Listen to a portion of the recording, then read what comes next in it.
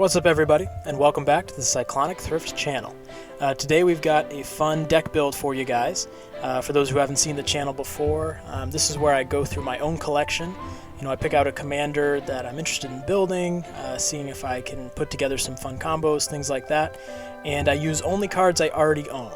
So I'm just pulling from my own collection, not going about and buying any cards online, not buying any packs. And so from that perspective, it's basically a free deck build. Now this is not going to be as budget as some of the other decks on this channel because some of the cards that I own are worth over $1. But I like to do these to just show that it's possible to build a solid commander deck from your own collection without going out and buying cards from somewhere else. So the commander that I chose for this deck build today is Kangee Warden. He's 3, a white and a blue for a 3/3 legendary creature bird wizard. He's got flying and vigilance, and whenever he attacks, attacking creatures with flying get +2/+0 until end of turn. Whenever he blocks, blocking creatures with flying get +0/+2 until end of turn.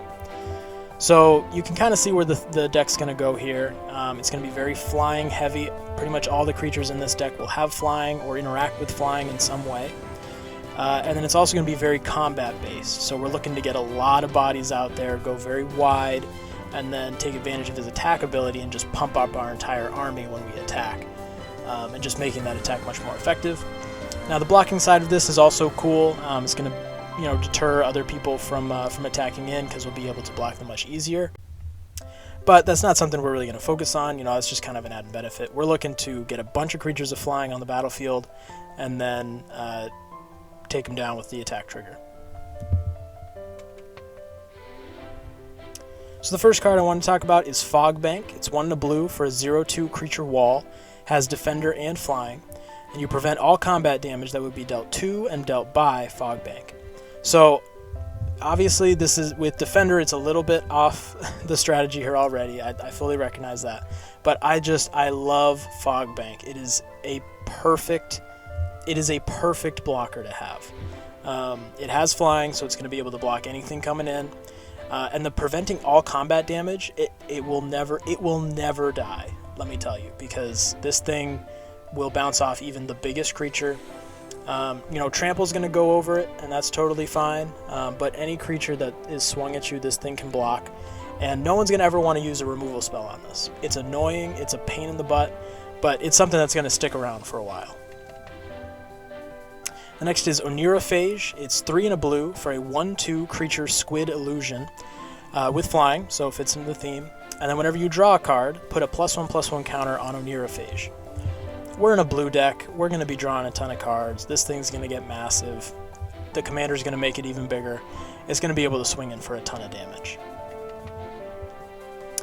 Next couple cards are all about Anthem effects. We're looking to, our commander pumps up our flying creatures. We're looking to do that even more.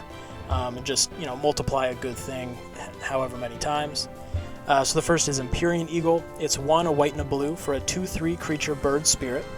Has flying, fits in the scheme. And then other creatures you control with flying get +1/+1. So it's a static effect, but it hits our entire board. This is gonna add a ton of damage to the board. And then right in the same vein, you've got Thraben Watcher, 2 and 2 white for a 2/2, lots of 2s. Creature Angel, flying, vigilance, and other non-token creatures you control get +1/+1 and have vigilance. So this is a little bit different. Instead of specifically creatures with flying, this is all creatures, and it has to be non-token creatures. So we do, we create some token flyers in this deck, but again, a lot of our creatures are non-tokens, and they all have flying. So this is going to hit the majority of your board, and the vigilance piece is also huge, because again, with Kangee's second ability is just going to make blocking all that much more effective, and so having them be able to stay untapped to block is going to be really nice.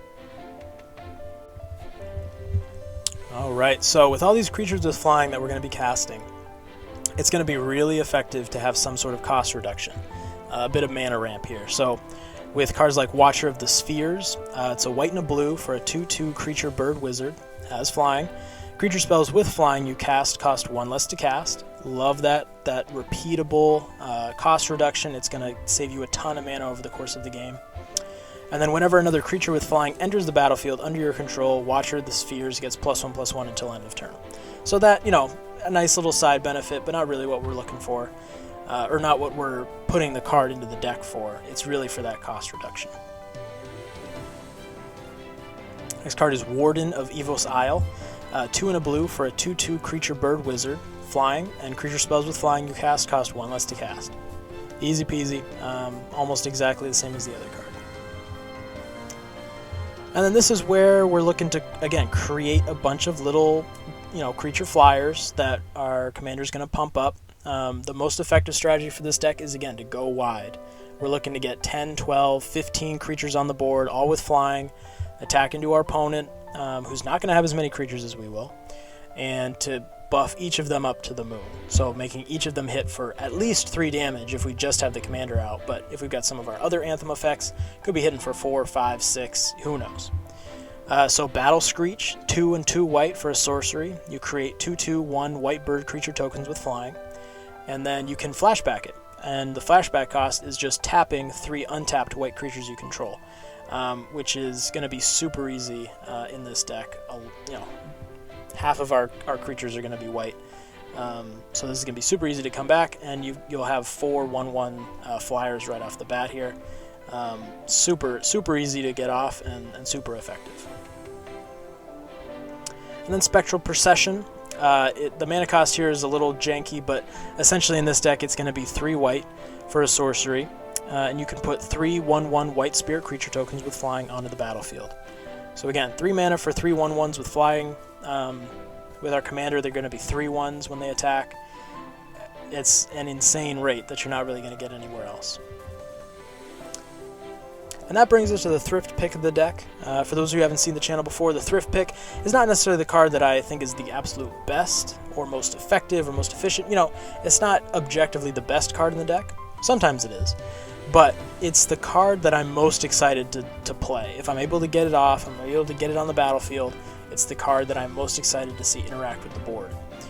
And the card for this deck, the Thrift pick, is Stormherd. It's 8 and 2 white, so it's a 10 mana sorcery. This thing is really hard to get off, but if you can, you create X 1/1 white Pegasus creature tokens with flying, where X is your life total. If you get this off, you will win the game if you can get back to your next turn, or if you can do this at some sort instant speed, that sort of thing. If you can get this off and create 20, 30, 40 1/1s with flying, and then you have your commander out, you attacking with it, each of them becomes a 3/1, you're dealing 120 damage across the board. This thing will win you the game if you can get it off and protect your board for a turn.